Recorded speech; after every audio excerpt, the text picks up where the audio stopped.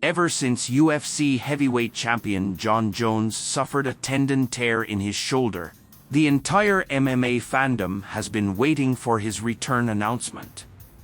It will take him over a year to return to the octagon, but we finally have a date for his upcoming fight.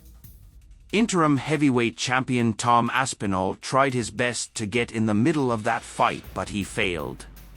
However, UFC CEO Dana White did make a comment about the almost inevitable clash between Jones and Aspinall if he defeats Stipe Miocic on this new date. White also confirmed the venue and part of the main card before making this announcement.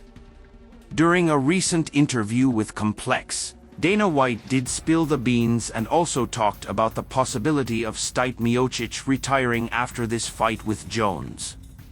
He said, "Jon Jones is going fight at Madison Square Garden in November.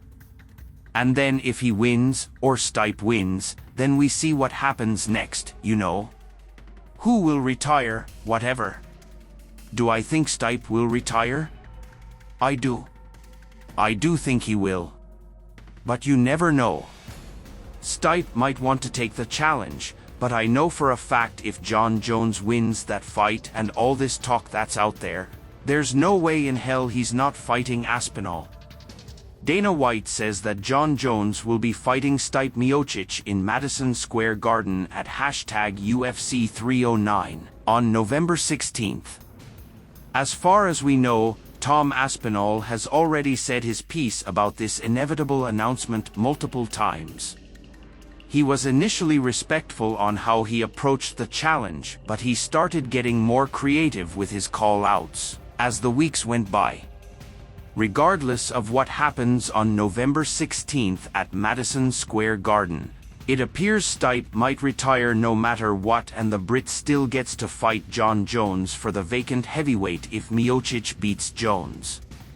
But for now, we can at least start the countdown for this one that Jon Jones still owes his fans.